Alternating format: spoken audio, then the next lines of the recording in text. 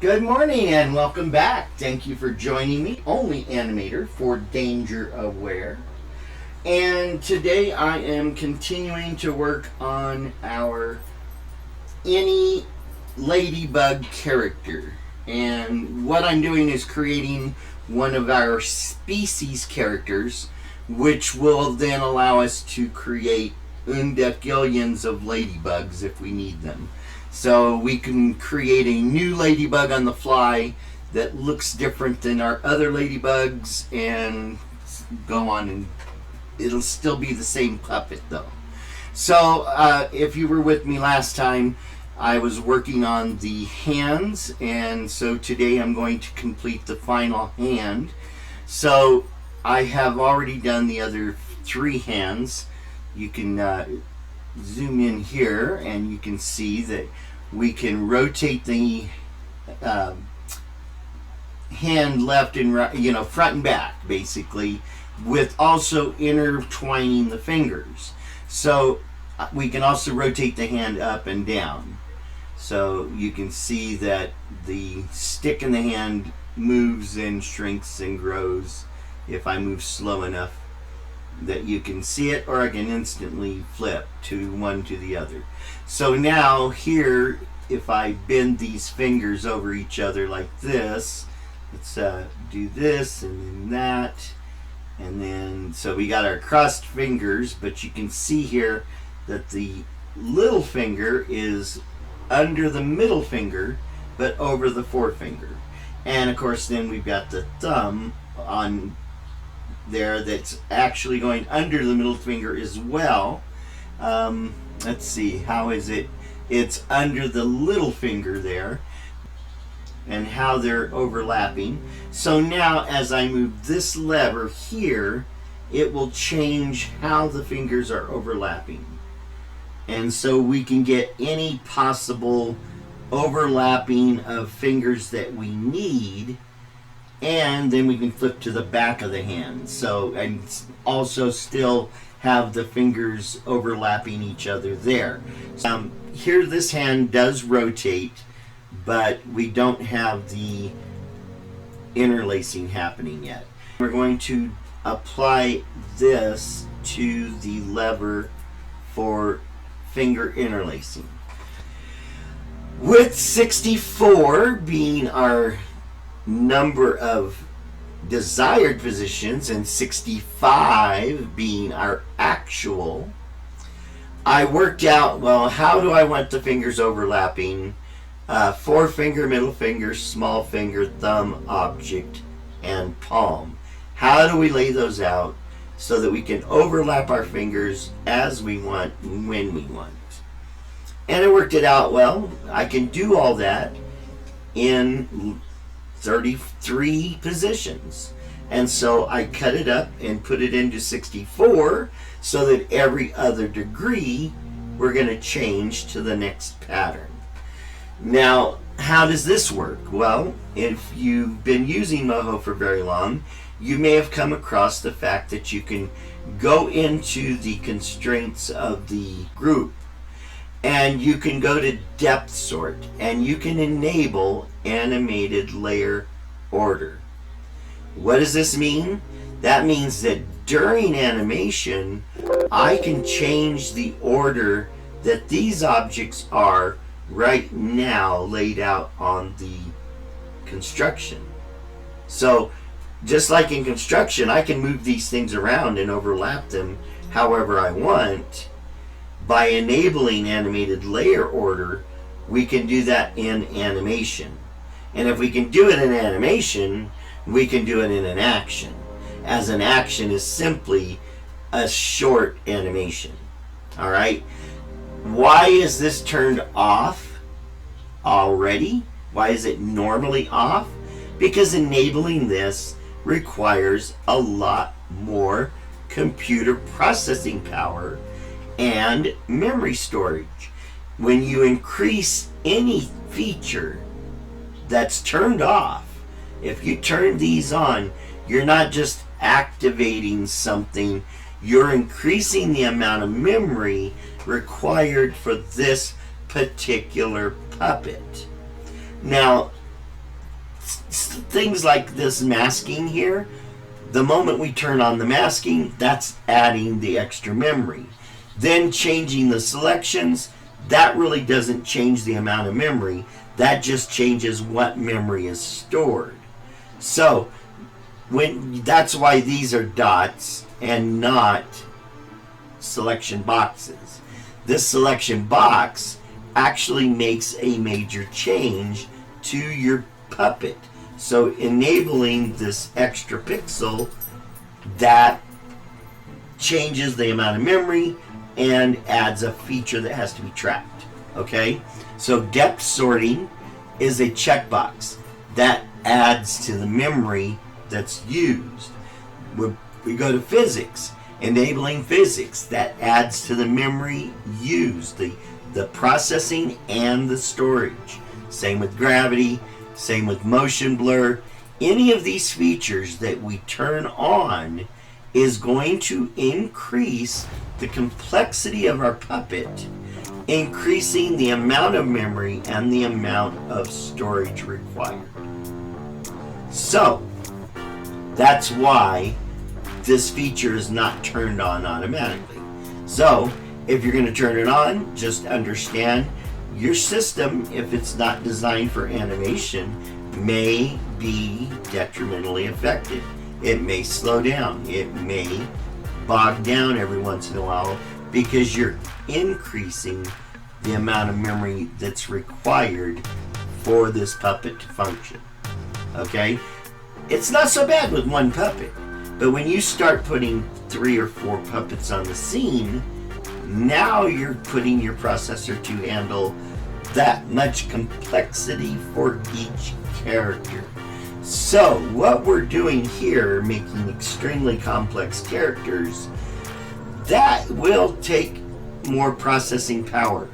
It would be much simpler to design a singular character and add the features we need for it, and then create another singular character and another. And that would give us the least amount of memory usage.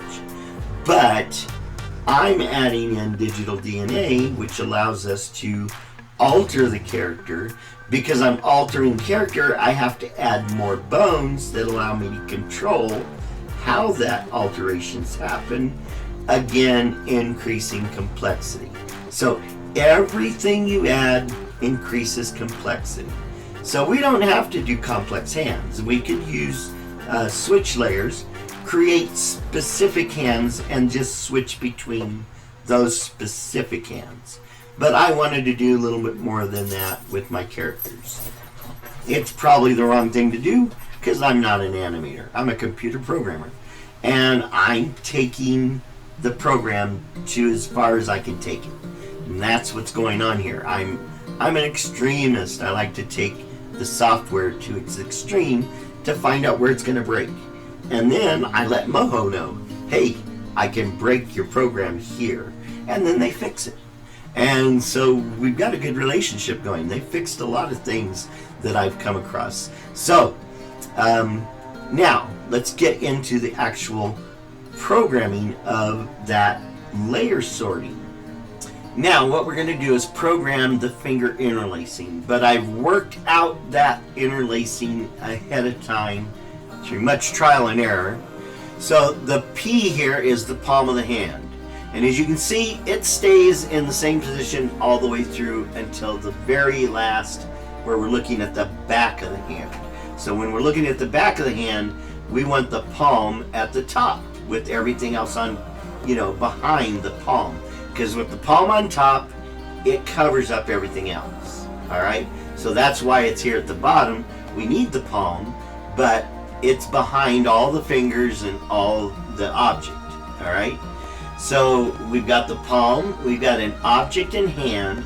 Now, the object in hand basically just follows the thumb as it moves through our processes here, where you can see the object, the thumb is right above it. So I'm not treating the object as a separate object in itself. I'm simply bringing it along with the thumb to save having to not make this 64 individual positions. I'm trying to save programming and effort at the same time.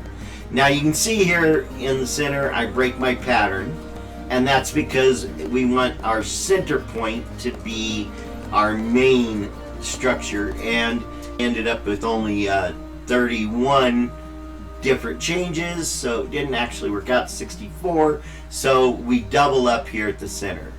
Alright, and then if you watch here you can see it's forefinger, middle finger, small finger, then middle finger, forefinger, small finger, then small, four, middle, four, small, middle, middle, small, four, and then finally small, middle, four. So with the 3, this is the maximum number of different interactions I can have with these 3 fingers. Alright, so I repeat that pattern throughout. So you can see FMS, FMS, FMS, FMS, FMS, FMS.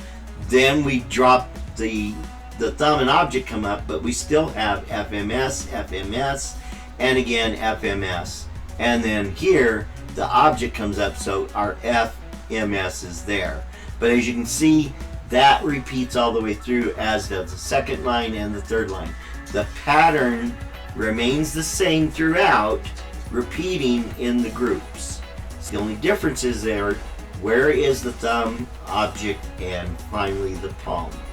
Okay, so this pattern repeats, but we're changing where the TOP is. So thumb, object, palm, then here thumb, object, break, palm, then thumb, object, break, break, palm, then thumb, object, and then the 3 fingers. Okay, so you can see how I laid out this pattern, and then at the end we flip it so we see in the back of the hand. There is no reason to repeat all of this when the back of the hand is got the palm covering most of this effect. And so when I got to the palm, I chose 6 positions to display out of all of these that we could have done. We could have repeated all of this, but there would be no point, as most of it would not make a difference because the palm is on top. We want the bone for the interlace, this one here, and we need to be in construction, we need to be in the bone layer. And now we can scroll down through here, and that bone will be the one that's highlighted. So we're going to double click it, and now we're going to rotate the bone to position 1, which would be far left here. And then we're going to jump to 65, and we're going to rotate it all the way to the right. So that gives us our full range, so that when we move this bone, it will go through whatever actions we take in the timeline here. So as you can see, as I move through the timeline, the bone is going to lever over down into finally position 1. So now, because we've enabled layer sorting on the hand, so layer sorting works by the layer. That's what it means. You grab a layer, and in this case the layer is the hand, but not this one. We want the correct one. So we want the top right arm. Yeah. So yeah, this one. So we've got the top right arm, we got the top right finger interlace, and you can see that I've activated the layer sort. That's what this little cascading layers effect here is. That tells me that I've enabled the ability that anything in this layer I can move around during animation. So what's in that layer? We shrink it down, and you can see, well, forearm is not in it, mid-arm is not in it, and biceps is not in it. So none of the arm is in it, only the palm of the hand, the object, the forefinger, small finger, and middle finger, and the thumb. So these are the objects that we can move around within this layer only. If we wanted to move this layer within its main layer, we'd have to go above this to probably the character layer. Yeah. So we could activate that in the character layer, and then we can start moving character parts around. But again, Each thing you add adds to the amount of memory that you're using. Let's get to position 1. And at position 1, we want forefinger, middle, small. And so we've got forefinger, middle, small, but we got thumb on top of it. We need to bring the thumb down to over top of object. And this takes time because it's recording all this change. But when we go to use it, it's very quick. So you have to take the time here, let the computer do its calculations, record them and store them before you can move on to the next step. All right? So now we're going to move to position. So we've got FMS-TOP. FMS-TOP. So now we move to position 3. And I'm just using my keyboard and the cursors, and you can see the timeline is moved to position 3. So here we want middle 4 and then STOP. So middle 4 is the only thing that changes. We're just going to move middle above the forefinger. And you want to keep it inside the hand so it doesn't, well, it won't even let you actually. Because we're in an action, we're in animation mode, we wouldn't even be able to move that outside of the hand because it's part of the structure that's locked into the hand. That's another feature that has to be recorded and stored and adds to the amount of memory this puppet takes. And yes, each little thing is little. Each little thing is a tiny little bit of memory.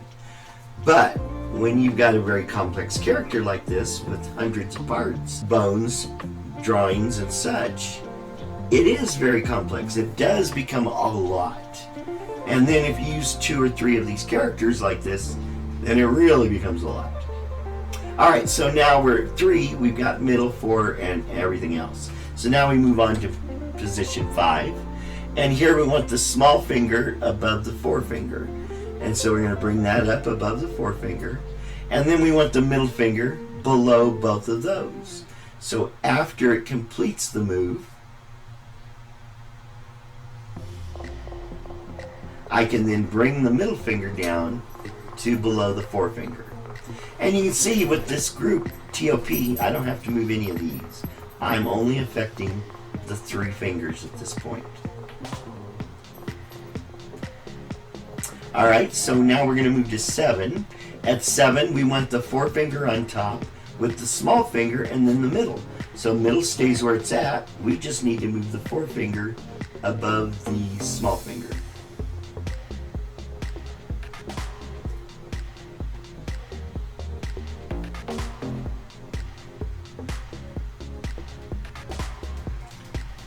And now we move to 9. At 9, we want the middle, then the small, then the forefinger. So the forefinger and the middle finger need to exchange places. So I'm just going to go ahead and bring the forefinger down here.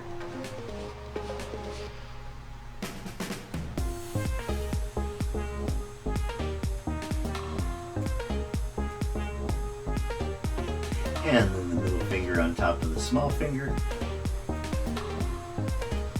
So now we've got middle, small, 4, top.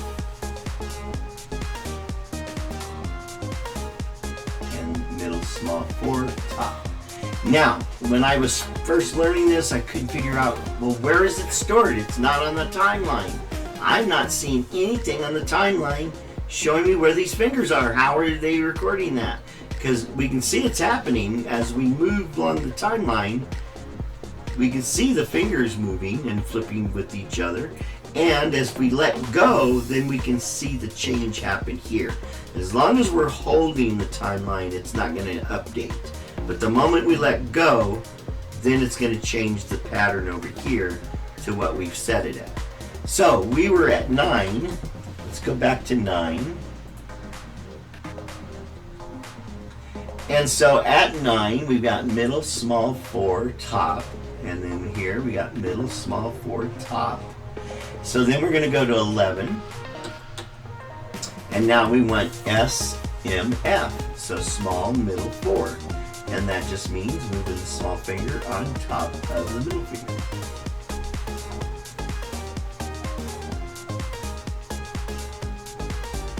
and waiting for it to complete the recording of that process. And so there we go. So now we're done up to 11. This is all completed. So now what changes? Well, what changes is we're going to move one finger below the thumb and object so that it's actually underneath of the thumb and the object in our display. So when we're looking at it, we get the thumb on top of things, but not on top of everything. We might want fingers crossed or held in a twirling a baton type of method. So I don't know if you've twirled baton. I had a girlfriend in junior high school who was a cheerleader, and so she taught me how to twirl baton. And when you've got a cute girlfriend and she wants to teach you how to twirl baton, you learn to twirl baton, believe me. So Debbie, thank you. So I used that learning of how to twirl the baton to figure out how to do these fingers right so that we could visually twirl a baton with this character's fingers. So we got to go back to our original 4 middle small. You can see that here, 4 middle small. We're just moving the thumb and the object up one layer. So we're going to put all these back to 4 middle small because right now it's reversed of that.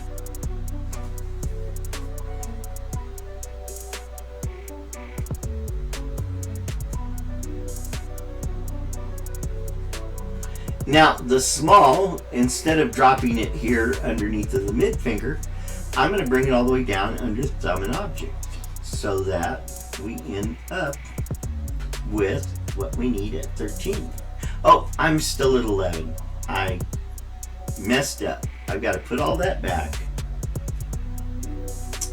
Darn it. Let me go to 13. And let's set these if we can. Let's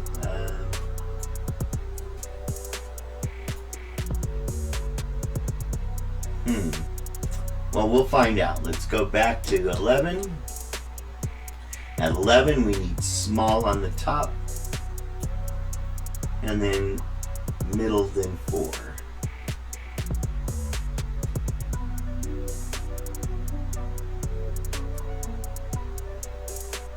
So bring the 4-finger back to there.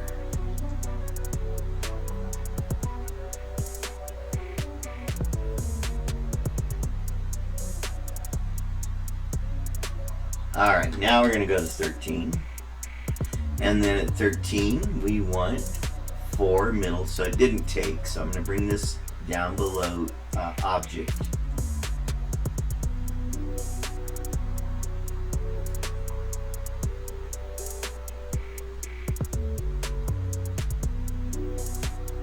And then move the 4-finger on top of the middle finger. So we have FMTOSP.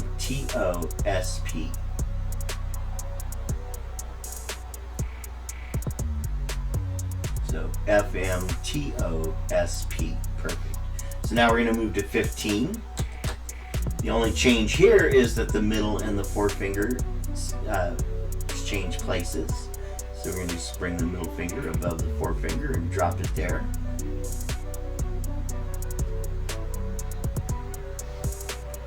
So now at 17, you can see we're going to be working with the middle finger being below. So we're going to go to 17.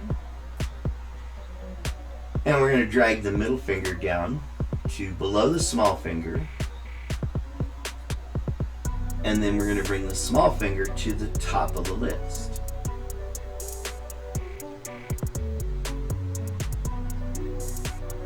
Now if you watch over here, right here, you'll see the small finger pop in above the 4-finger. Right now. Well, now. It takes a bit. This is a computer that was not designed for animation work. So you have to pardon the fact that we're working on a 4-year-old laptop that was not meant to do this kind of work. So now we're going to move on to 19.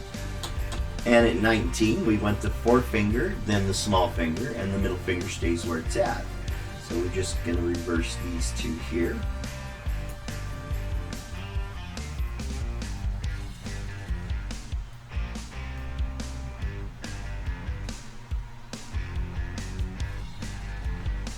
Then at the 21, we're going to go to middle on top. So we're going to bring this all the way up.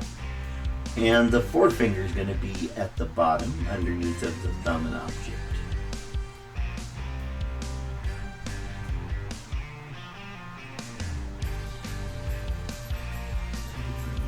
Forefinger.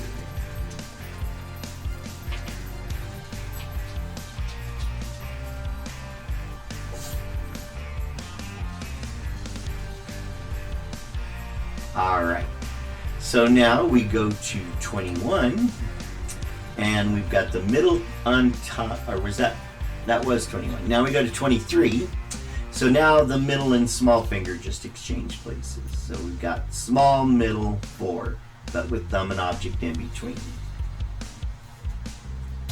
There we go.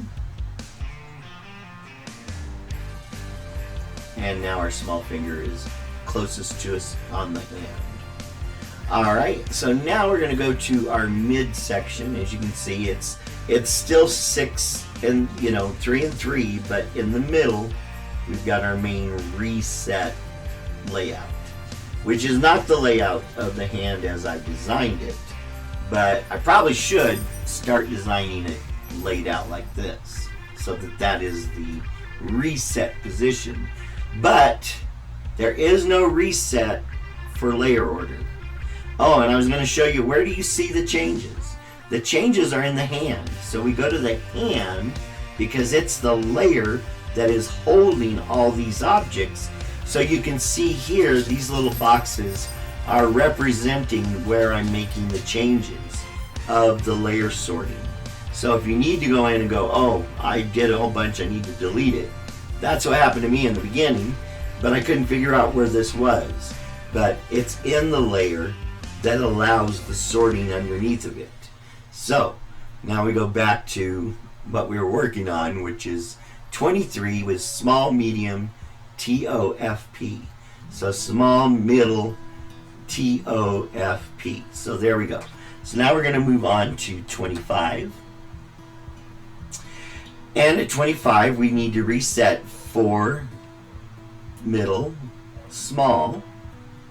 So we're going to have that same 4 middle, small pattern going. We're starting at the beginning of it. So 4 middle, small. And then our thumb and object are jumping in right after 4. So we want to bring up the thumb and the object. We can do that 2 different ways. We can bring them up one at a time, or we can select the 2 of them and move them up. Or we could select the fingers, the mid and small finger, and move them down. But we can move the 2 of them together as one. Takes about the same amount of time, but it's a little bit more efficient. So there we go. Now we're at position 25. 4, thumb, object, middle, small, palm. So now we're going to move to 27. Double check that our number changed to frame 27. So at 27, we want the middle finger on the top of thumb and object. And so we're going to bring the middle finger up, and we're going to drop the 4th finger down to right above the small finger.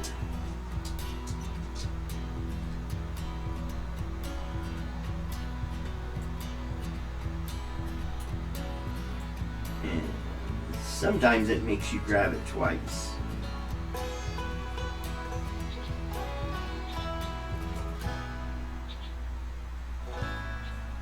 Alright, so now we've got middle, thumb, object, 4, small, and palm, as it shows on 27. So now we go to 29. Alright, and on 29 we want the small finger at the top. We're going to bring that up above the, oh wait a minute. Something happened here. Let's go back.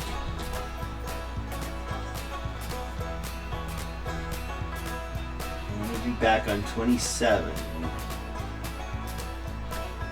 There we go. All right, 27. Middle should be on the top, and somehow I moved it. So let's put it where it belongs.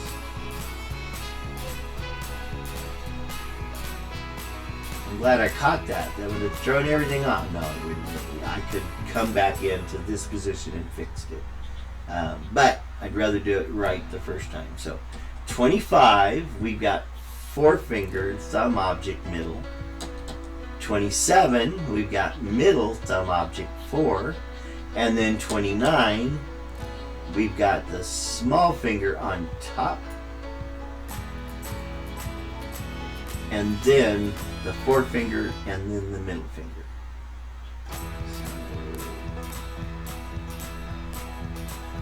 There we go.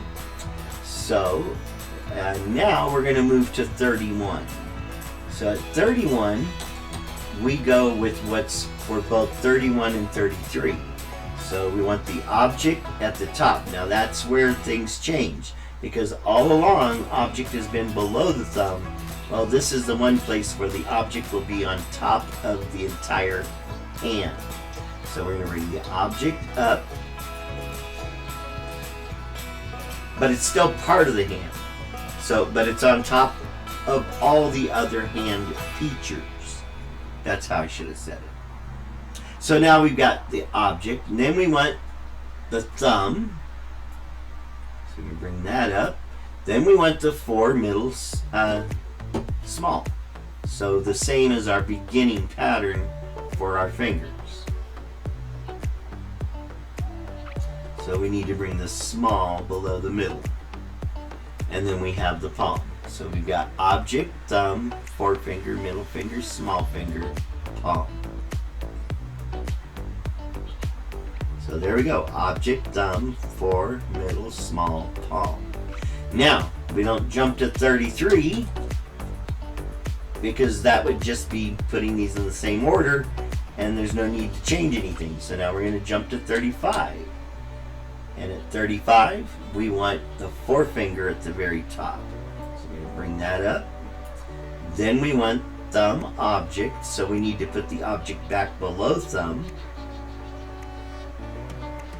And then, of course, small, then middle.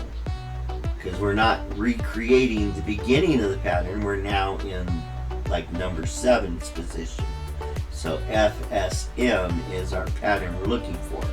But then we want the thumb and object in the right order. And then we got to drag the middle below small, or bring the small above middle. Either one. So we'll grab small and drag it up and drop it above the middle finger.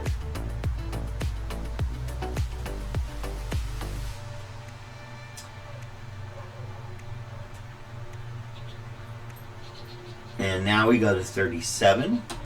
And at 37, the middle finger and the forefinger simply exchange places. Well, that's not as easy as that. We've got to actually move each of them individually. So we're going to bring the middle finger to above the thumb.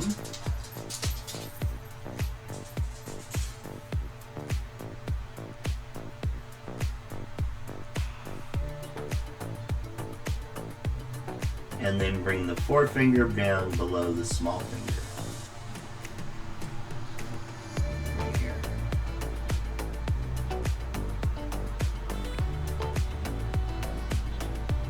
Then we go to 39. And now the small finger is the one that's on top of everything. And then we end up with middle 4. So we want to bring the middle finger to above the forefinger, not below.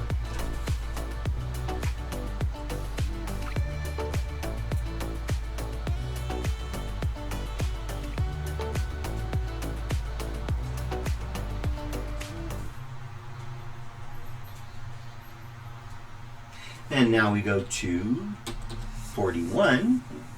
And here we want the thumb and object at the very top, and then we went 4, middle, small. So we're starting our pattern over again with just the thumb and the object at the top.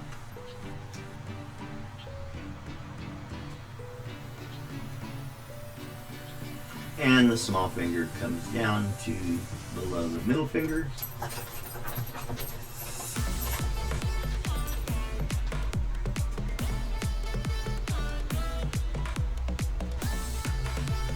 And then we go to 43. And we want the middle and the forefinger to switch places.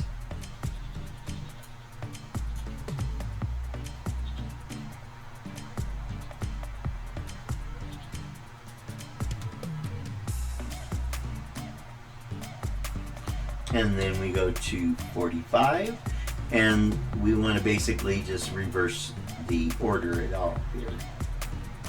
So small, or small 4 middle, not reversing. Small 4 middle. So we got to move middle below 4.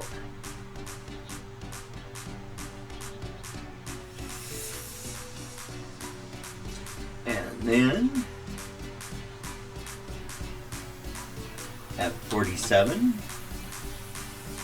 we want TOFSM. So TOF, then S, then M.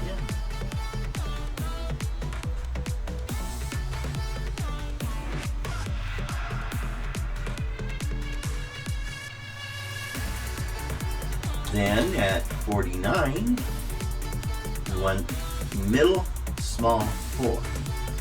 So exactly the opposite of what I've got here. So middle.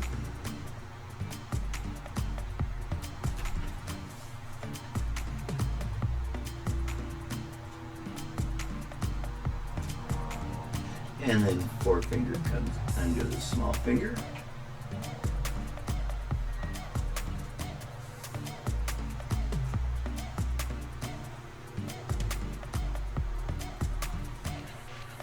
And then finally at 51, we complete by having small, medium, 4.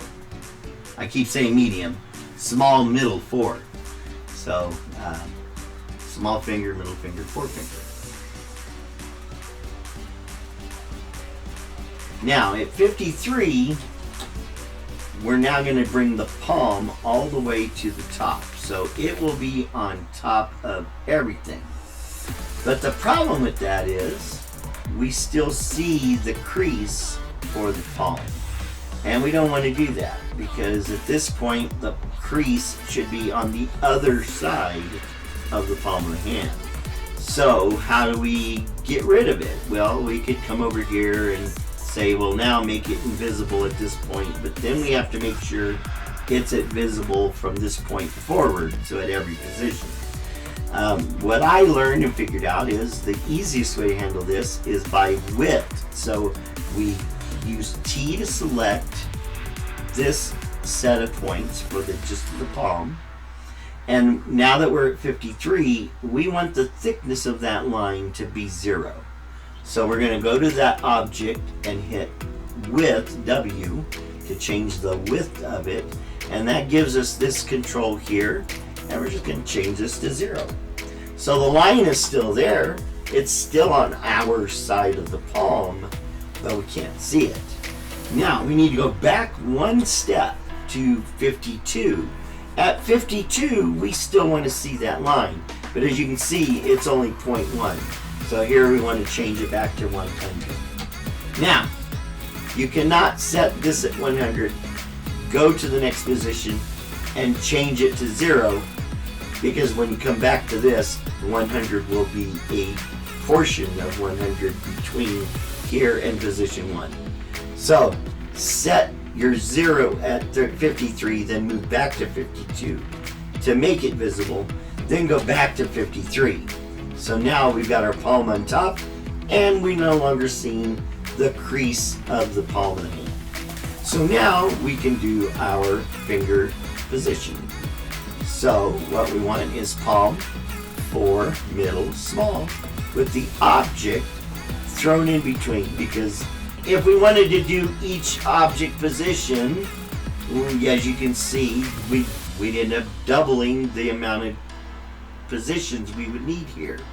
And that's not necessary. It wouldn't make any difference. You're just having the object over the small finger You're having the object over the small finger or the middle finger and one of the other two fingers. And then you're having the object over all three fingers, but in different patterns. We want palm, 4, middle, small. So let's go ahead and put the 4 middle small back in position. And we're at 53, so the thumb is going to be on the bottom for the rest of these patterns. So let's move the thumb all the way to the bottom.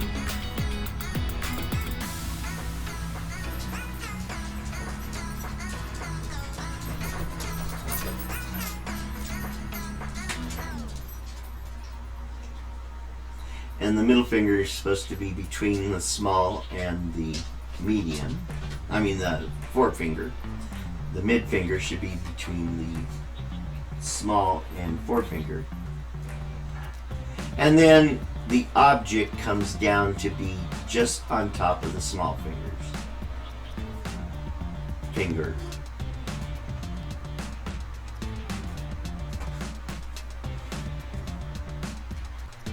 So now we've set up the back side of our hand, and we've got palm, 4, middle, object, small, thumb.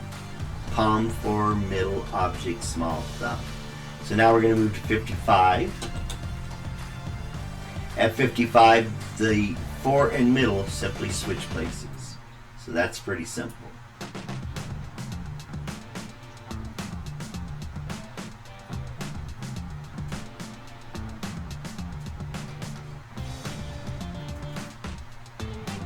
Alright, and then at 57, basically they switch back, but then they're going to go down below the object, and the small finger and the object are coming up.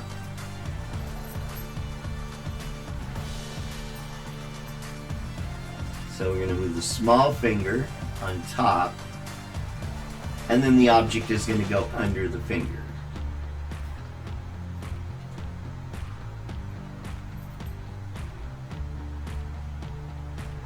So now the object goes under the small finger.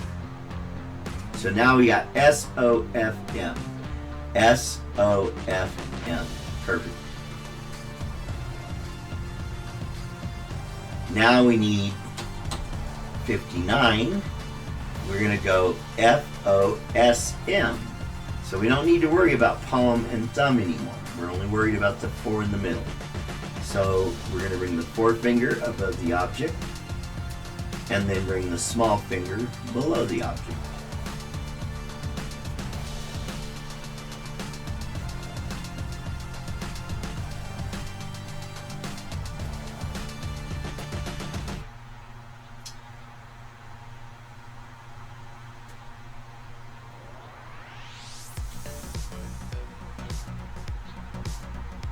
Then we go to 61, and we go palm, object, middle, small, 4.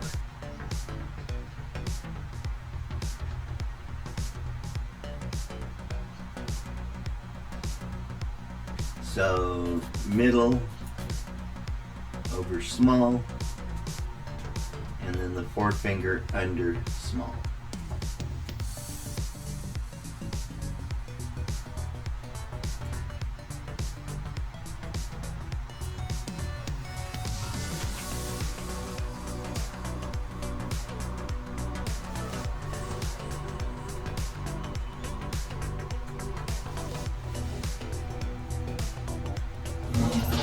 So we got palm, object, middle, small, forefinger, and thumb.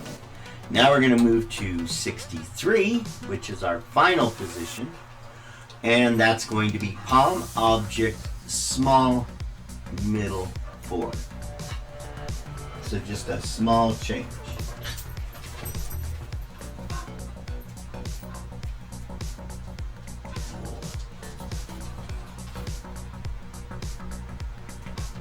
And now it's done. So if we want to double check, we go to hand, and we can see we've got all of our positions except where we did not make a change at 33, because that's our center point. There is no reset with layer sorting. You have to literally manually do this on every step. Now, if we move through the timeline using our keypad, you can watch the fingers change positions as we're moving through. Okay? And so now we exit the action. So let's go over here to the actions list and scroll to the top.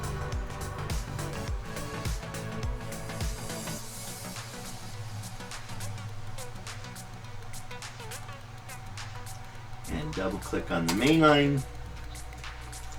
And we're in the construction layer, so we're going to go into animation layer frame 1. And you can see where we had moved everything before. We need to be in the bone layer. So in Ladybug here. So now we can, these should be working.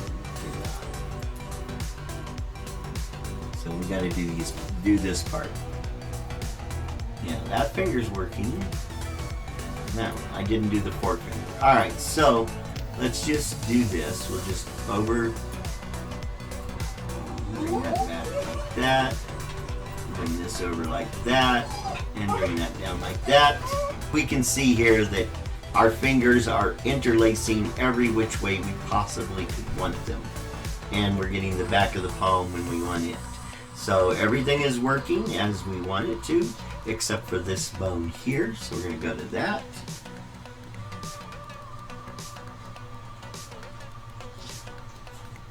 And that's the top right forefinger extend.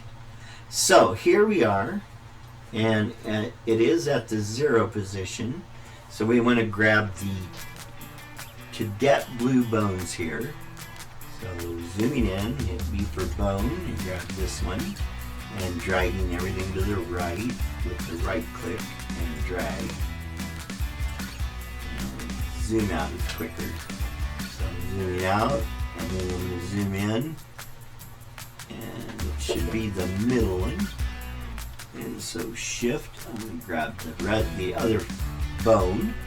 So now at this point, we're fully extended outward, so the bones should be 125% of what they were. Whoops.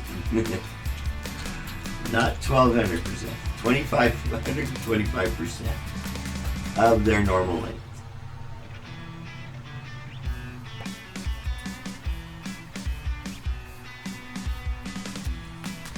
We're rotating this bone all the way to position 1. Then we're going to jump to 65, our maximum position, and rotate it all the way to the right. And in this particular case, we're simply doing left and right activities. Now, we are doing the rotation of the hips around the body. And here we've got the legs. And this is gonna mean, I'm going to need to redesign my character someday. Because I want the legs to rotate, and I also want the arms to rotate, but separately. That means I've got to make the legs and the abdomen, and yeah, and the carapace when turning. Well, I'm not sure. I've got to think about this. Everything, including the carapace. Now, do I want the carapace to be its own? I think I do. So what I'm going to do is I'm going to make a group for the carapace that is itself. It's the group for both parts. So group with selection. Oh, I need to be in the construction layer. So we're going to go to the construction layer. That takes us out of the action. We're in the main line at this point. And we're going to group these with selection.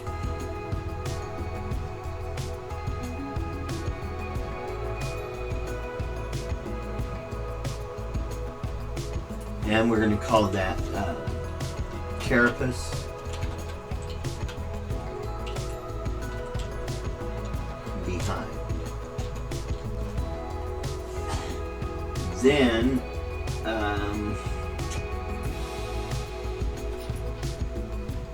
that's its own group.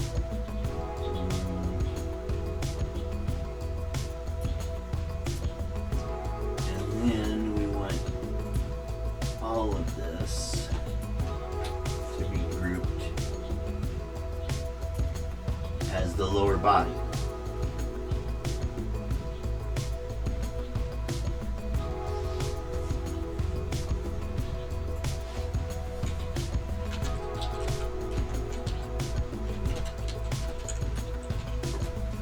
And that means that everything here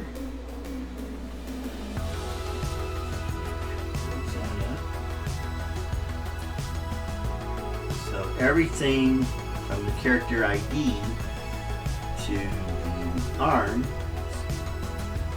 that is going to be another group, and that'll be the upper body.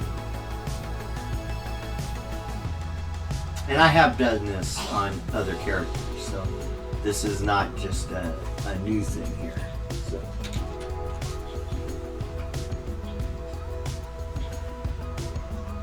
Alright. And so now, we haven't changed our character in its physical structure, but we have changed our puppet in its physical layout. So now, what that allows me to do is go into the upper body here, and we're going to enable layer sort on the upper body. So enable animated layer sort and apply.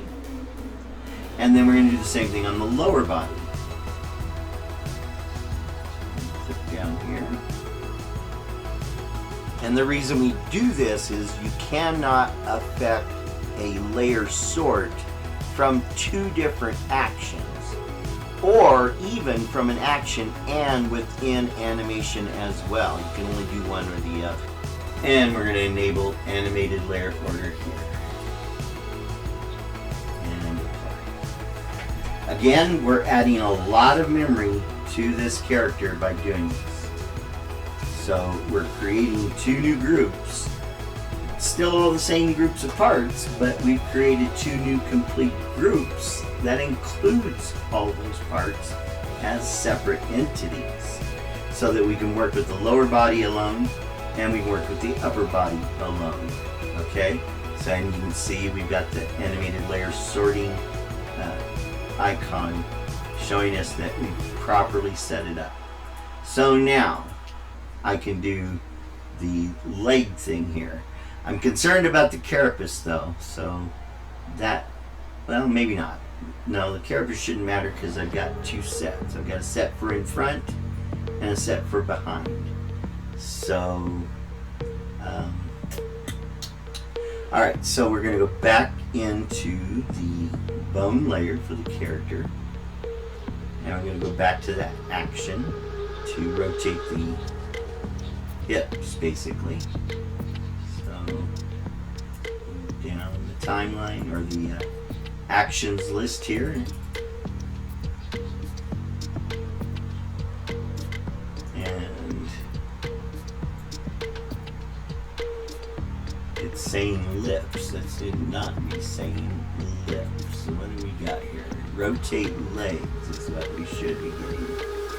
Oh, there it is. Alright, so we go to rotate legs. Alright, so at 1, it's all the way to the left. At 65, it'll be all the way to the right. When it's all the way to the right, then the left leg will be behind the abdomen. So we're going to move this left leg behind the abdomen here.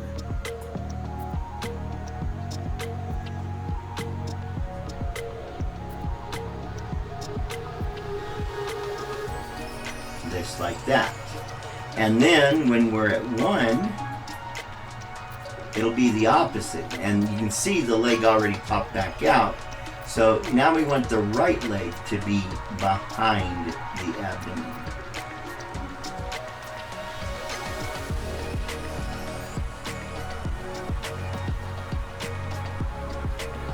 Alright, So, because we're working with 64 and 0, so 65 positions, the halfway point would be 32 or 33, and at that point we would want both legs back to be in front. But we don't want it to happen at this point. We want it to happen as it's rounding the hip. And what's half of 32?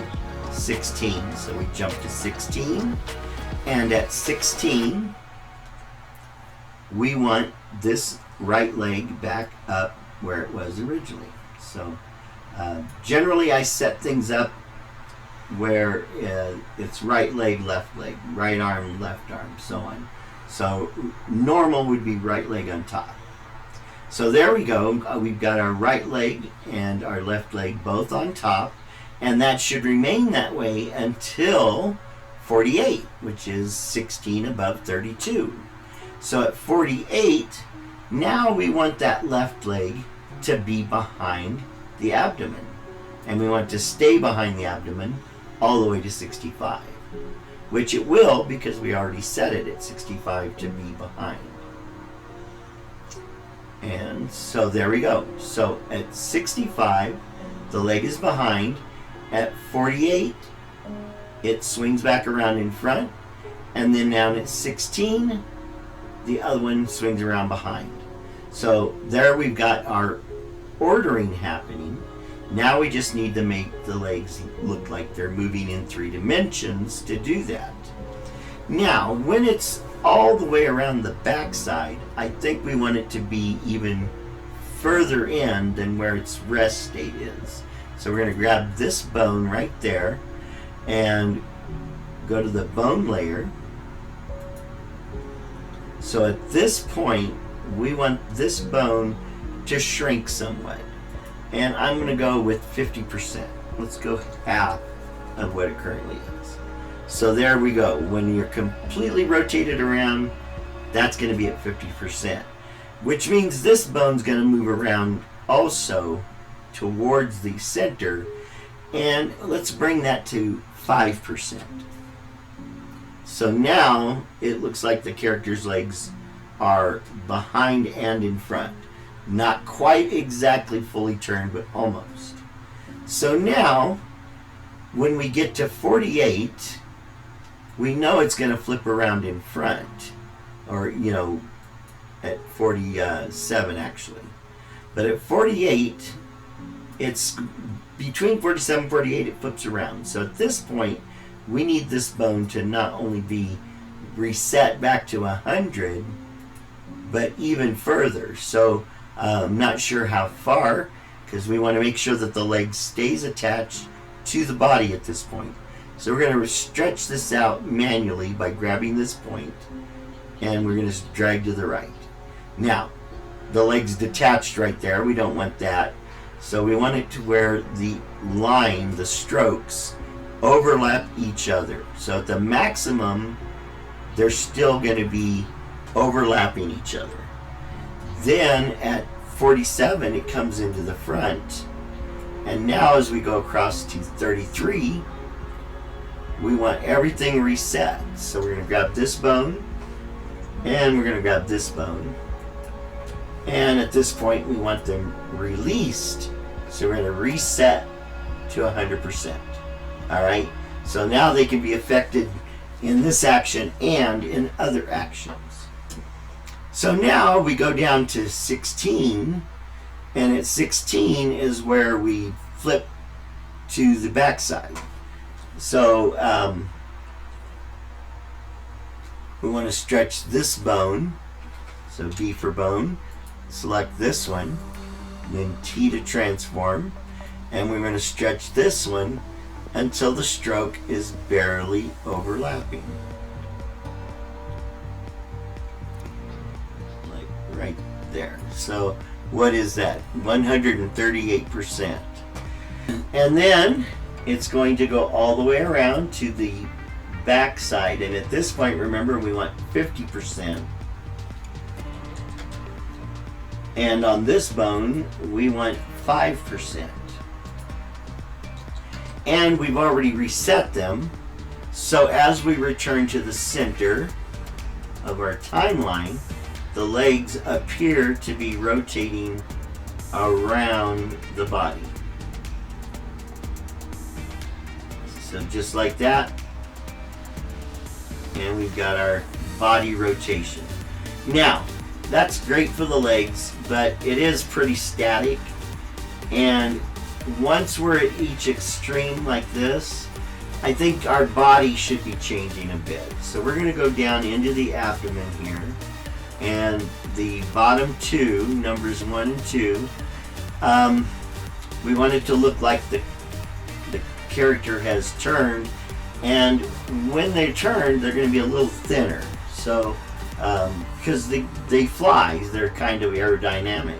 So we're just going to grab the whole thing, and using Alt, I'm going to drag one side in. It'll bring both sides in, and we're just going to go in just a little bit. So,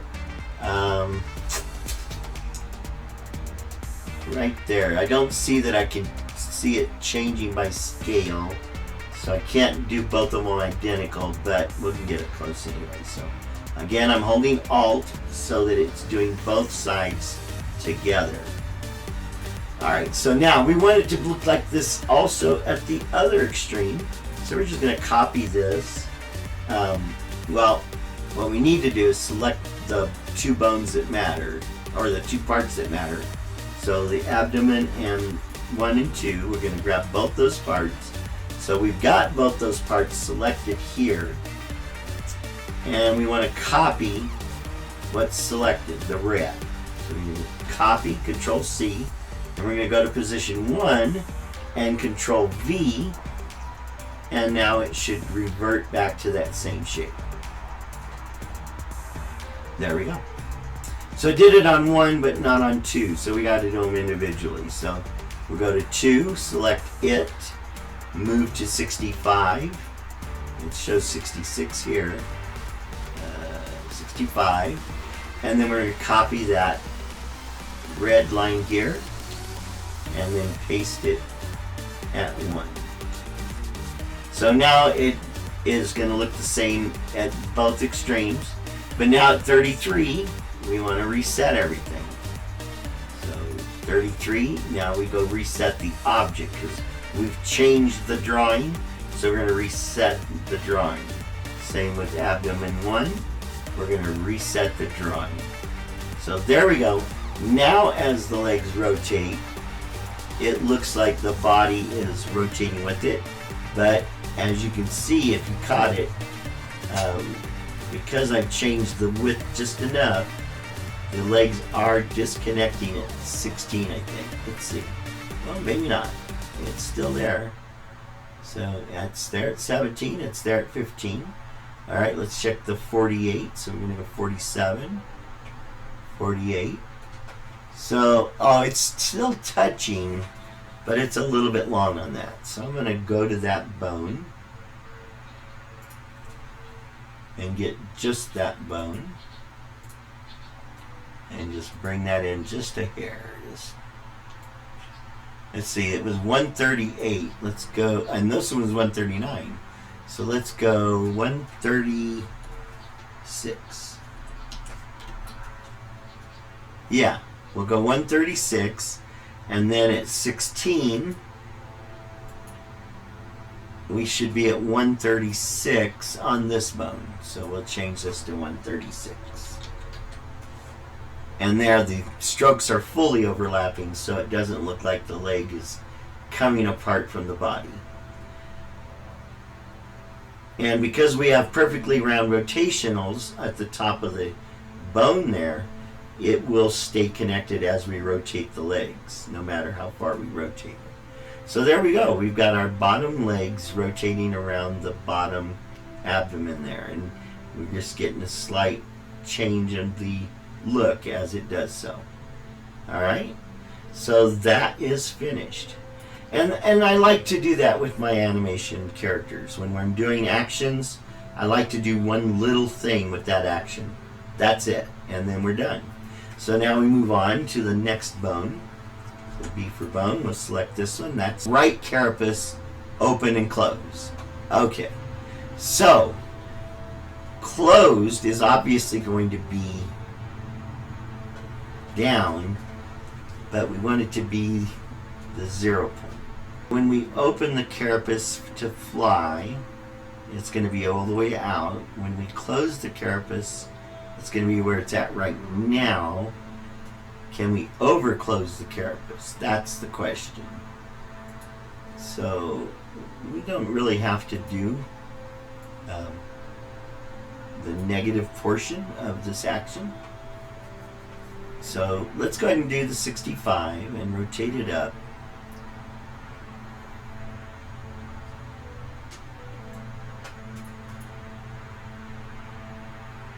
Alright, so when it's rotated up, the right carapace will be open. And not the wing, just the carapace. So I need to go to the carapace here, and we're dealing with the right carapace.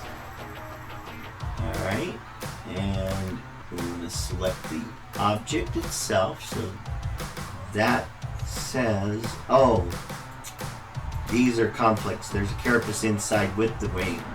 So here we go. We're going to go to the carapace inside. That's what we're looking for. So when it's open, we're going to rotate it.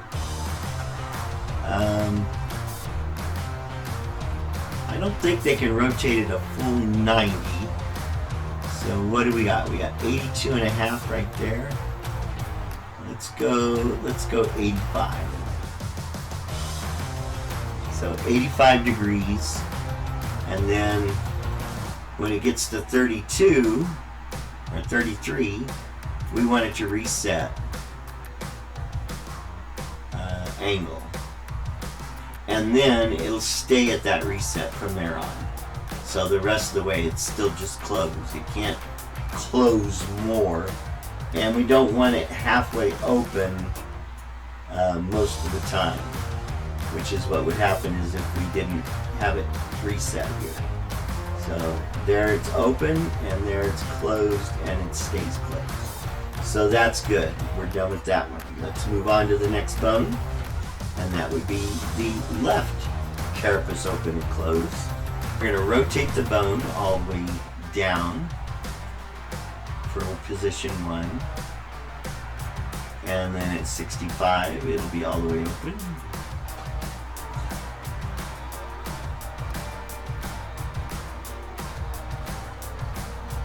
Alright, so now we go to the other carapace down here. So the left wing carapace, and it's going to rotate the layer, and we're going to go minus 85. Whoops, wrong way. So we got 85. So I guess it understands because I've reversed the object. It's understanding that it's reversed angles as well. So we go to 33. And we reset the angle. And so now that carapace opens and closes and stays closed. Alright, so the next bone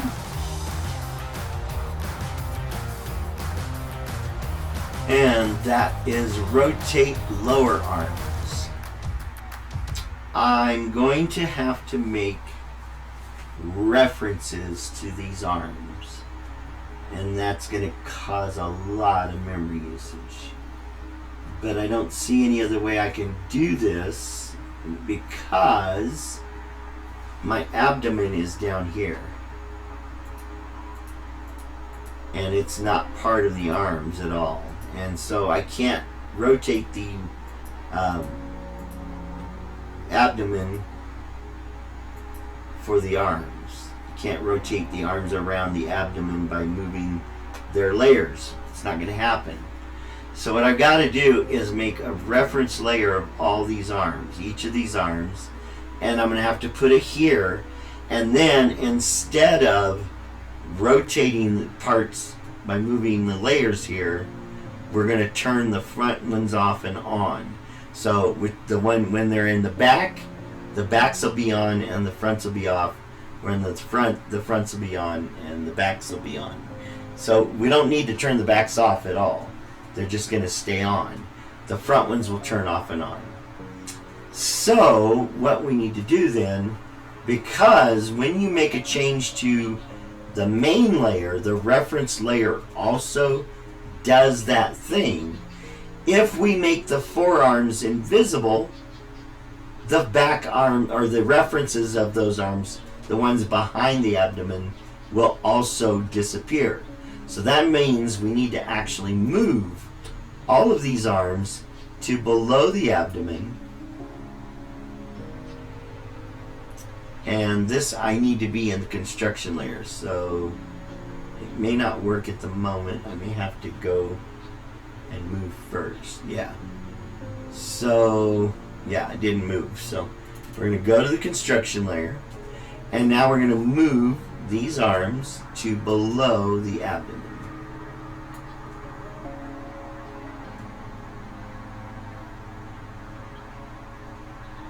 And so they'll jump in to be behind right here. So now you can see we've got our arms behind the abdomen, but we need our reference of them in front of. So we're just going to make a reference. So go here and make a reference layer. And so there's the reference of the bottom right arm. It's bottom right arm too. So we're just going to move that one back up to be above the lower body.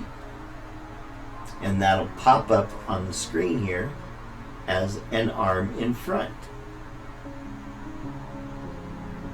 There it is. So you can see we now have one arm in front and behind. If we make the front one disappear, then we've got one behind. That's the whole point. But because we're making it a reference layer, whatever we do to this one will happen to that one. So that's the point. We can change this one, it won't change this one. But if we change this one, it will change that one. Just the way it works. So now we're going to make a reference layer here of this one. And move that one up with the upper body. This one.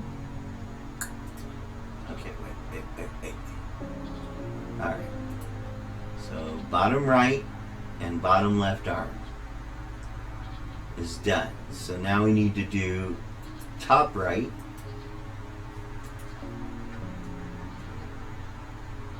and top left.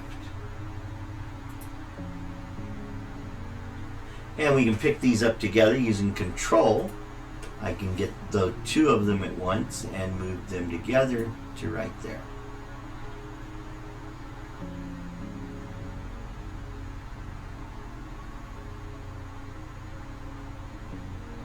So now I've got a set of arms in front, and when I turn those off, I've got a set of arms behind.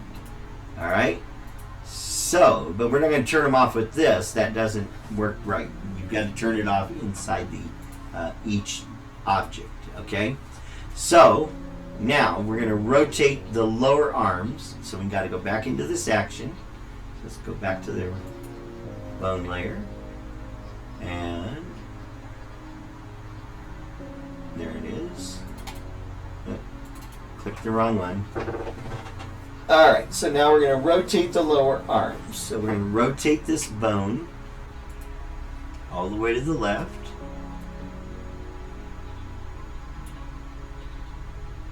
And then go to 65 and rotate it all the way to the right. That's our control string's full extension, basically. So now, when it's all the way to the right, we want the front right or the front left arm to not be showing. So the bottom left arm here, we're going to go into that and we're going to make it not visible. And apply. And OK. So from at 65, that arm is behind. And in fact, that should happen at 48. Okay, so at 48, it should also be invisible. So we're going to go back in and make it invisible from that point on. And there we go. So now you've only got an arm behind. Then we're going to go to 16. And at 16, we want the bottom left or the bottom right arm to not be visible. So we're going to go into the bottom right arm 2 and say not visible. But we want that to be that way all the way to 1.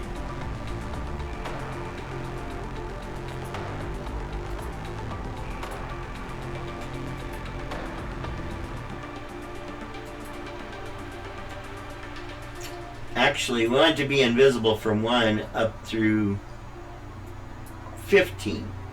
And that we're going to apply to make sure it's still invisible. And then at 16, we become visible again.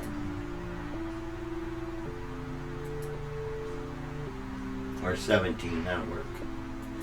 So now, our arms appear to do just like with our legs, they flip behind and in front. Okay, so now at 16, that would mean that this bone, the shoulder bone here, now we do this like this so that when we change the body shape, it'll still work. Alright, so we're going to T for transform. Oh, we need to be in the bone layer. You gotta remember that. So you gotta be in the bone layer, select this bone, hit T. So now we can stretch this out to where the arm stroke is overlapping the body stroke. Now we were at what, 68% on the last one, and let's see where this one ends up. You want to be right there. And that's 90%, or no, 149. Let's put it at 150 and see what happens. 150 works. So we'll use 150, that way with the other arm would do the exact same. So at 48, this bone is going to be 150.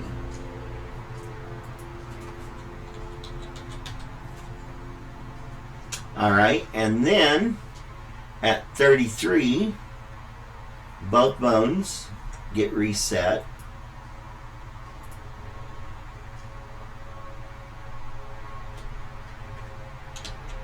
Yeah, and then we go up here and just hit reset. So now, as we go through the timeline, the arms go around the body, and then to the back, and then around in the back.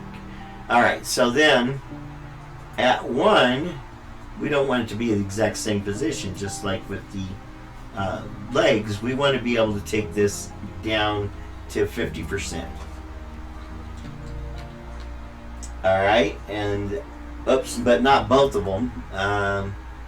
Control Z. Only want to do each individually.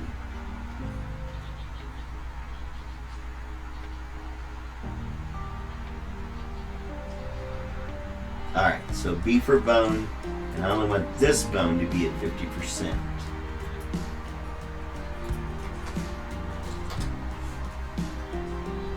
And then in the other direction, so at 65, at the other extreme, this bone is going to be 50%. It's when this is at 1 and 50%, this one should be at 5%. That's what I did wrong. So this should be 5% at 1. There we go. And then at 65, this one should be at 5%.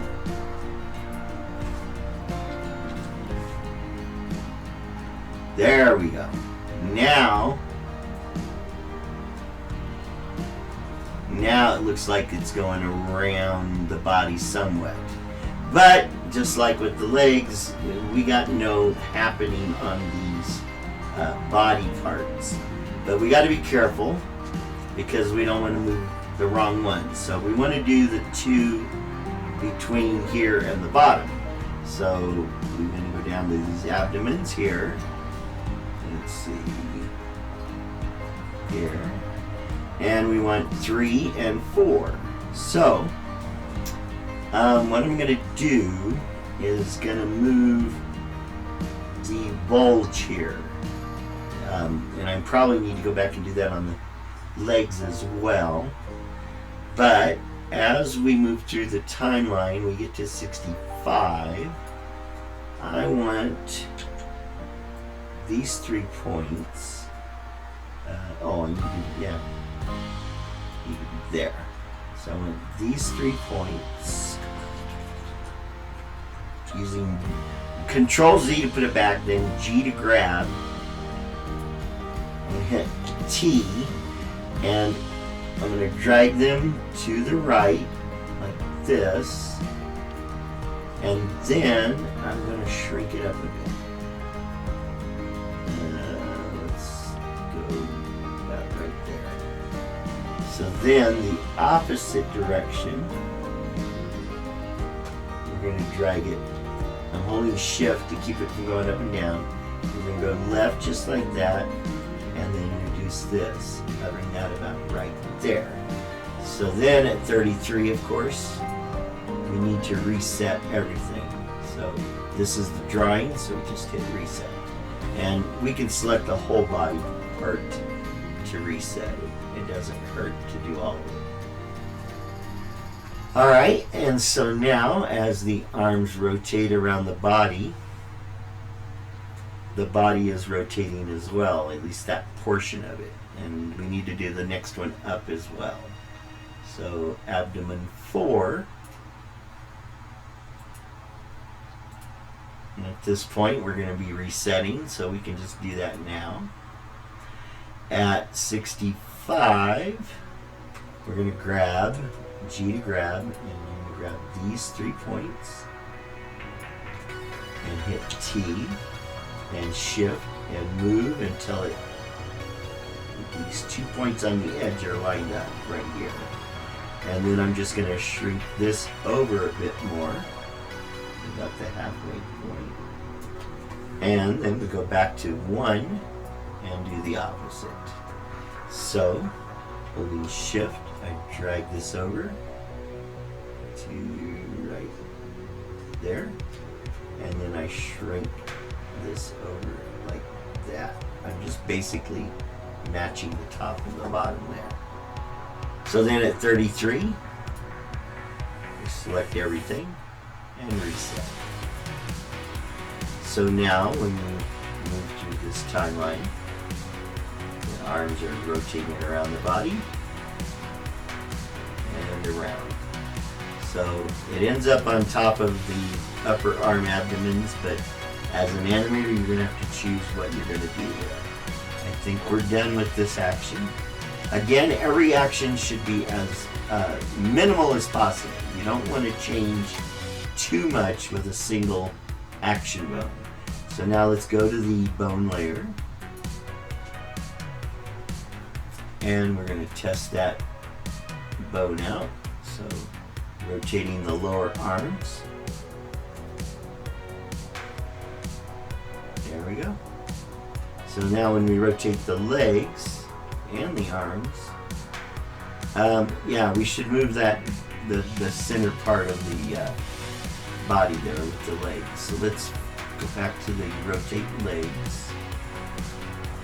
And so at 1, we're going to go back down to the abdomen 1. And let's grab these 3 points. Hit T, and we're just going to shift them to the left. And we'll shrink it down a little bit. And at 66, we're going to do the opposite. It's going to shift to the right and shrink to the right. And the same with abdomen 2. And grab those 3 points in the center. Hit T and hold and shift. We're at 66. We want to be at 65. And now I'm going to drag them to the right a bit, like that, and then shrink them nice there. And then go to 1, shift them to the left, not too much, and then shrink them down a little bit. So now, when we rotate the legs, it looks like the bottom of the body is changing too. And we want to make sure that at 48 we haven't lost our connection. Alright, and at 16. There we go. So now we can go back to the main line.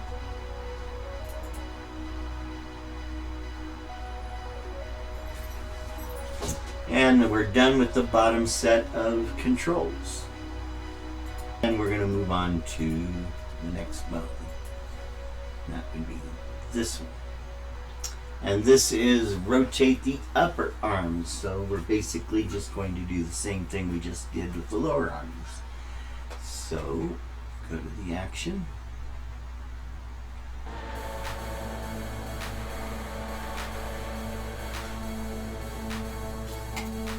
Double click.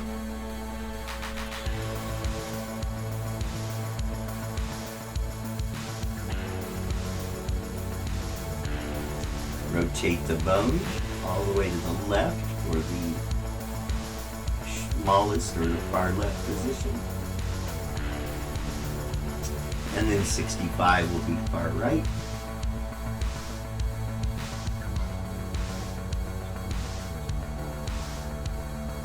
And for far right, we want the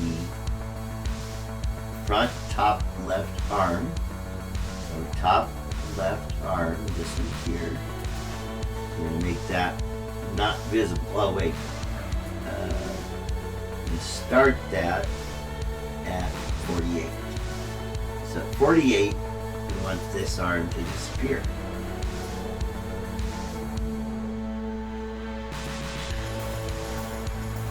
And that gives us the one behind from there onward, so we're good.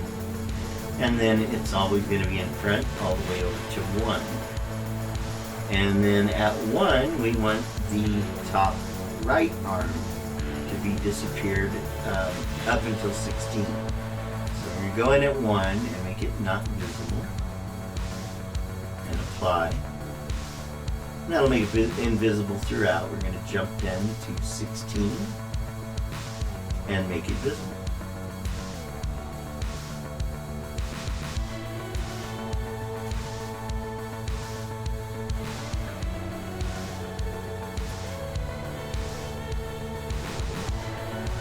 Alright, and so now at 16 we would want to go back to the bone layer now. Here.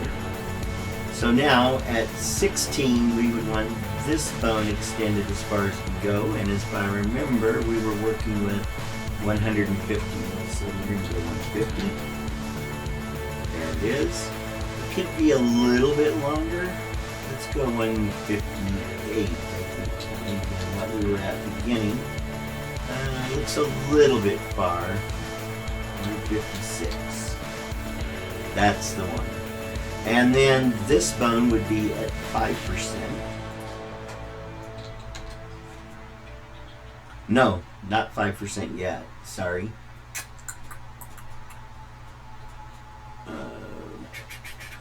Reset it, release it. Yeah, so at this point it'll be 5% at 1. So there we go.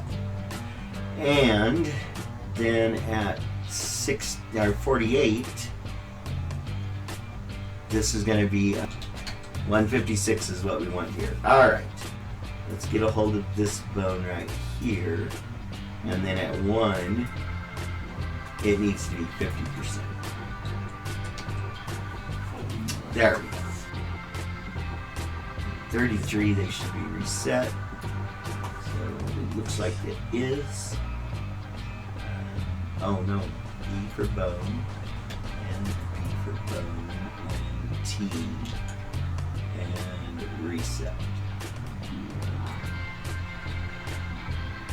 Alright, so there, we're centered in the front, and we rotate around to the back.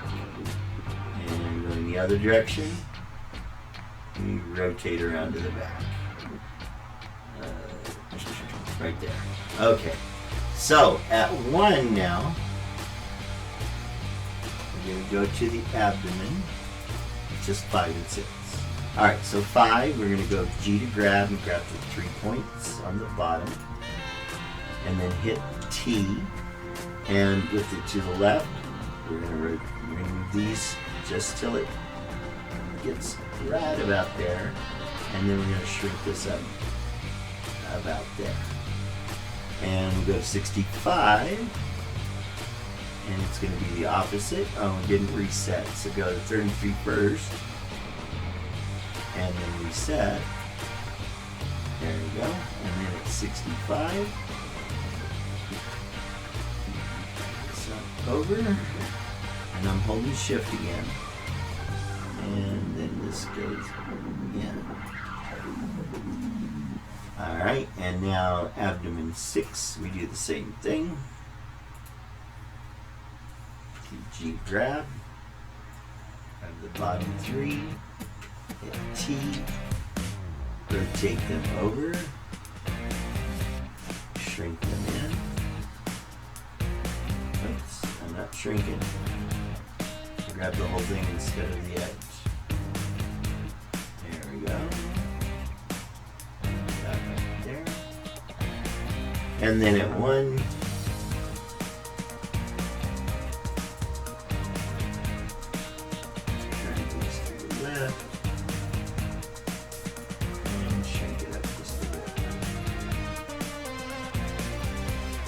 and at 33, of course, we reset. So now it should look pretty good as it rotates around the upper body part.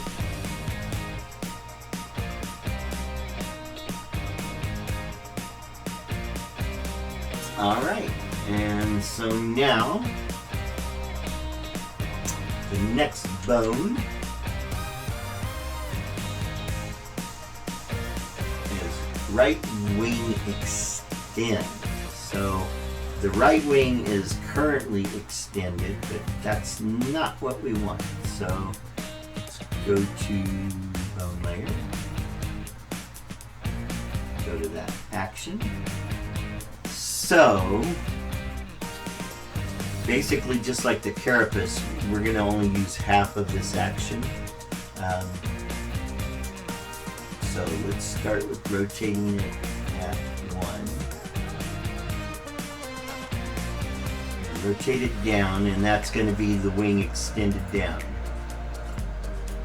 Oops. And then we go to 65, and the wing will be back at normal locked in position.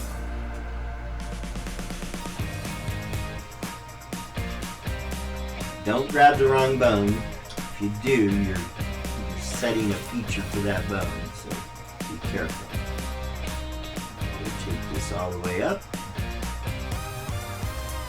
So when this is all the way up, the wing will be completely folded in. We got this bone here, hit T. I'm holding shift now. There we go. And we want to go straight up here. Then at 33, we're going to reset.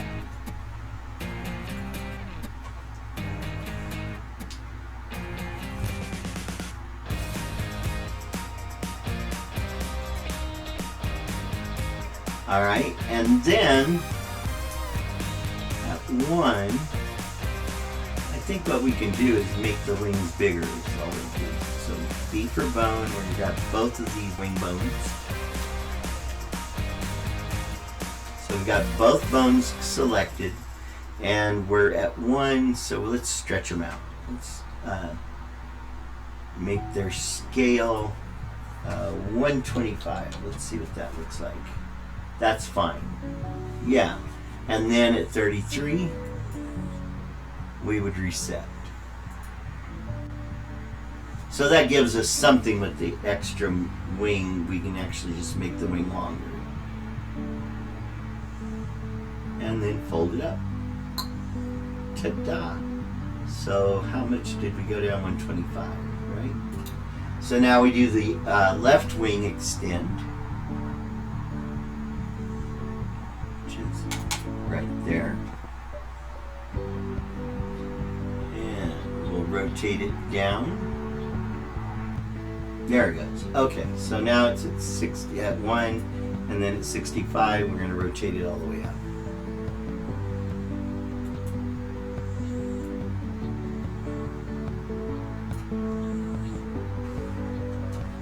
When it's all the way up, the wing will fold in on itself.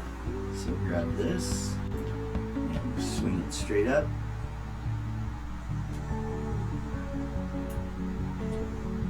All right. Then at 33, we want to reset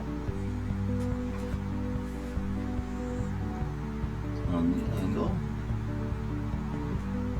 All right, and then at 1, which is full extended outward, we're going to change the scale of both of these bones that are on the wing, and we're going to extend them to 125%, just making the wing a little longer, not a lot longer, but a little longer. All right, so that's done. So this bone is for rotating the carapace, which is also the thorax. So the carapace and the thorax are going to rotate together. They're not the same thing, but we're going to rotate them. So we need to be on this action, which is the rotate carapace. So we're going to double click so that we are actually in that action. Now, for some reason, my constraints are wrong here. I think it's because I added the bone later, yeah. Because Moho gives you a natural division of -70 to 70, which gives you 141 possible positions to apply to that action bone. But I use -32 to 32 because I'm a computer programmer, and I like to work with 64 and divisions by 2, so I use, oops, I'm not putting the numbers, I'm talking. So I use -32 to 32. That gives us 64 plus 0 in the center, so 65 possible positions for this bone to be in. So that gives us 65 possible positions for the character's part to be in. So, fortunately with Moho, we only need to do the extremes in most cases, and that makes this a pretty quick process. So, we're going to rotate this all the way to the left first, and that's going to represent our timeline at position 1. We are looking for animators. If you're interested, we would like you to volunteer your animation abilities. So yesterday I was having a lot of issues with internet connectivity and with figuring something out. So I figured it out, and so I'm not going to go through the whole process again. I'm just going to show you quickly what I did to fix things. So let's get into it here. I was overthinking things, basically. I was trying to do more than I needed. So here, if you'll remember yesterday, here I had another layer inside of this grouping for the carapace on the outside, and I was having trouble getting everything lined up because of that extra layer and all of that. So eventually what I did is I cleared everything out. I started from scratch, and it took me most of yesterday afternoon to figure all this out.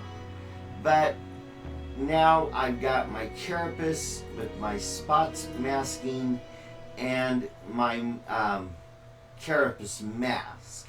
So this is my carapace when I turn to the when turning on the right, so the right side can be seen, and this is where it can be seen from the left. So if I go in here now, you can see that I've got each of these set up properly, and I can flip the carapace up. Oh, needs to be in the bone layer. Sorry, folks. I do that a lot. I'm in the wrong section to do what I'm thinking of doing, but anyway. So yeah, so the carapace can flip up on the character's right and on the character's left. And when we rotate the thorax, the carapace rotates around the body with that thorax. Maybe even a little bit more of the carapace coming around than it should, but it's still working. And as you can see, the spots are moving, and that's because in the action, I move the spots and shrink them as they go across so that it stays looking like it belongs where it's at. So there we go. I've got that all functional, and of course, like I said, you can now rotate with the carapace up, and as you can see, it's not separating, and it's because I was trying to do too much. I was trying to include the back of the carapace in with the part that's rotating around the front, but I didn't need to do that. The wings are working. As you can see, they fold up and under just like a real ladybugs do, and they both are working. So now we've got our character fully rotatable on all of the different limbs and the carapace. So basically I ended up treating the carapace as if it was another set of limbs, but because I wanted the spots in there, it couldn't be just another reference layer.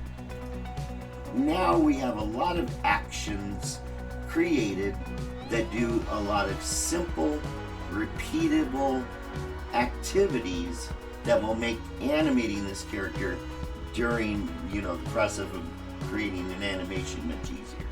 You won't have to keep going to the layers or going to the different tools. When I start animating, I want to stay with the puppet and go and just use what's on the puppet. And that's what I'm trying to do here. That's why I'm going to so much trouble to create so many actions. So, yes, it is putting a lot of work into the character, but I'm not working on a single character. I am working on 468 Undecillion characters. So all this work makes a lot more sense to do for our multi-character or our any characters than it is for a singular character. Alright, so next bone to program is going to be the wing flap. So let's get rid of all the animation here. There we go. And we're going to go to the wing flap.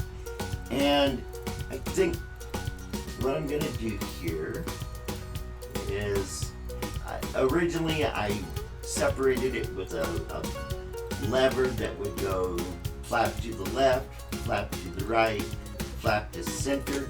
But I found it's really hard to work with. And so I'm trying to come up with a different way. So this time what I'm going to try is I've extended the constraints on the bone here. So I normally on this portion of my character, my standard is minus 32 to 32, but not always. So like the one for the mouth, that one's not, and so now this one's not either. So the bone constraints on this are basically minus 90 to 90, which gives us 181 positions. Don't ever forget, there's a 0 in there. You've got to add to your calculation. So minus 90 plus 90, the absolute value of those combined would be 180. But you've got to remember there's a 0 between the two sets of 90. We're going to go to 181 on the timeline here for what we're going to be doing. So what I want to do is rotate the bone all the way to left first. And now because we're going to 90, it's going to come down to flat. Then we're going to move to 181. 1, 2, right there. And we're going to rotate all the way to the right. There we go. And when I was working on the character without broadcasting, very much quicker on the response time. So it is the broadcasting of what I'm doing that's slowing Moho down. Alright, so now at this point we would want the wings all the way to the right for flapping. And so what I'm going to do is just rotate this base bone here all the way up to the right. And I'm going to do the same with the other side. I'm going to rotate it all the way up to the right. And I want to bring it up just a bit above the other one. Actually, I want them both to come up above and be parallel, basically. Oh, I grabbed the wrong bone. So I'm going to Control Z to get rid of that. I want to move just this bone.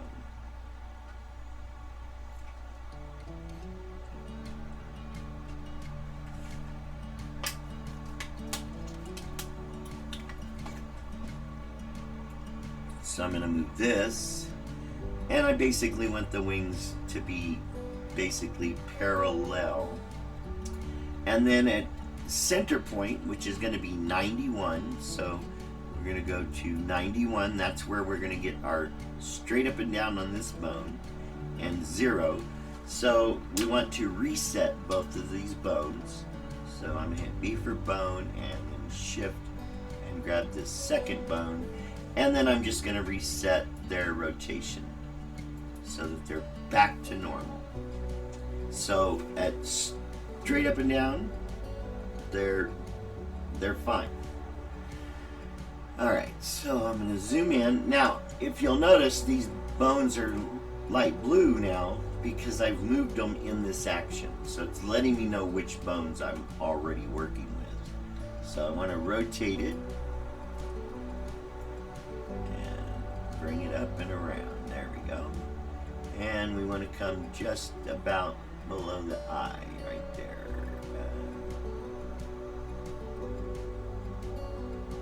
That should do it. And then the same with this one. And because they have different starting points, we want to make them parallel on the bones so that it looks right. Alright, so then we go to 0.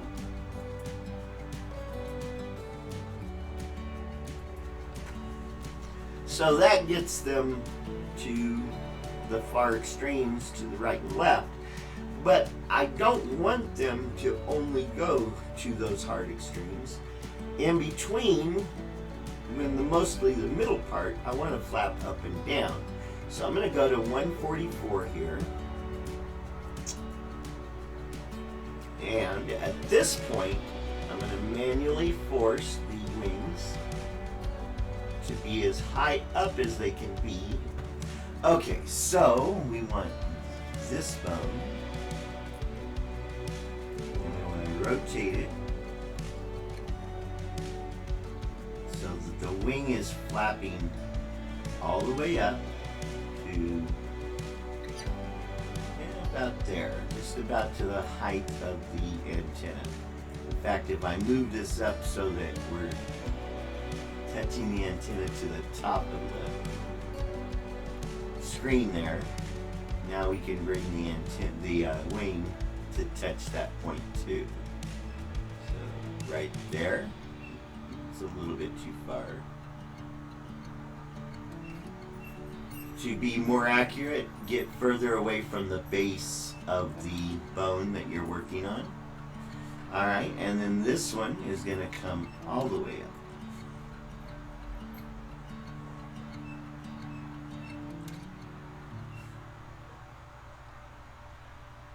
up. Alright. There. Now, at 48, I want that exact same thing again. So we're going to grab this bone. There Swing this down and around, and then up.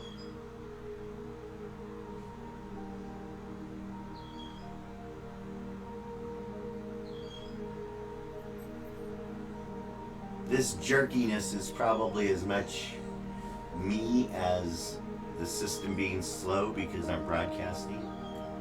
But I have a spinal column implant. It causes my fingers to jerk.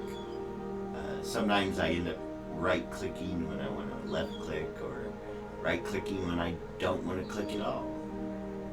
And so, there. A little bit closer.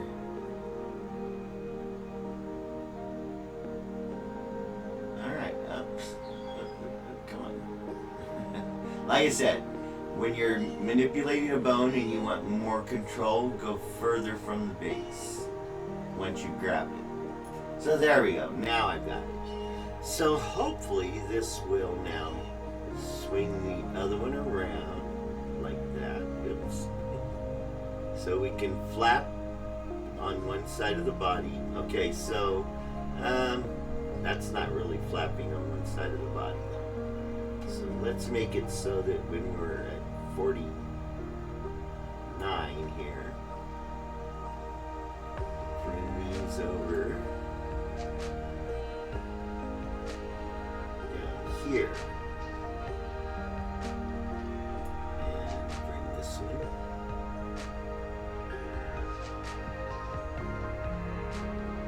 Now this may not work. Like I said, I'm figuring things out, guys. This is not me being an expert at animation. This is me learning animation. Alright, so if we do that, now it flaps on this side of the body. So if we're got the character in the air flying sideways, then we can flap the wings on this side of the body. So yeah, I don't think I want to make the wings higher there. But then when we get to here, now we're back to flying or flapping up and down centered. Okay. And then we do the same thing going this direction. It flaps up until we get to here. Let's go 2 over just like we did. At this point, we're going to do this bone around to here, and this one pretty much just parallel, just like that. And so from here to the end, it's flapping on this side of the body. Alright, so let's see how that works out. Now, remember when you're doing an action, your action is going to take time to process and store. It's when you're back here and you're ready to actually do the animation that you should see that your animation is exactly responsive to whatever you do with the bone you control before. So now I can make the character flap her wings, or his wings, and if I need to, I just go to the extreme to flap on the one side of the body compared to flapping on the other side of the body. So there we go. I've got my wing flaps and we're ready to move on. So before we move on, we hit save. Just so if we crash, our computer shuts down, whatever, we've got it back. So we will continue next time by, I'll have completed the mouth. I'm not going to wait until I got internet to complete working on the mouth. But you already see how it's going and where we're headed. So you can also watch some of my earlier videos where I do the entire mouth shape this way. So when you come back, we'll be ready to start doing the eyes and then the head turn. So look for me tomorrow or Sunday. I can't guarantee. I'm in constant pain. I never know when I'm going to be online. But if you're willing to try to find me and follow along, that's great. please consider going to dangeraware.org and donating to help us change the paradigm of abuse awareness and help us educate the young and vulnerable about the early stages of abuse so that the later stages never happen. You have a wonderful day. Thanks for joining me. I don't know if I'm broadcasting or not, but I am recording. So have a wonderful day, and we'll see you next time.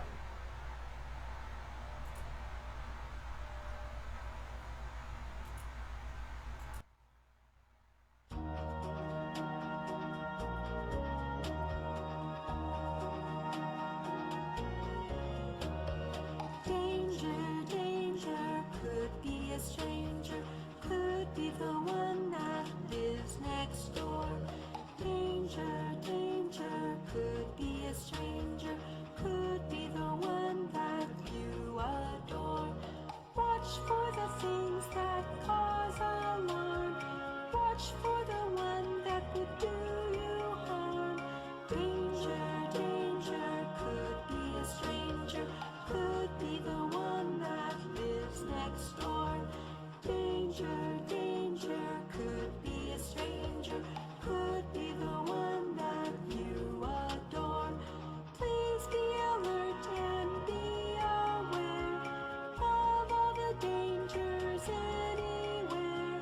Danger, danger, could be a stranger, could be the one that lives next door. Danger, danger, could be a stranger, could be the one that you adore. Stand your ground and speak out loud, let the world know harm's all around. Danger, danger, could be a stranger, could be the one that lives next door. Danger, danger, could be a stranger, could be the one that you adore. Danger, danger.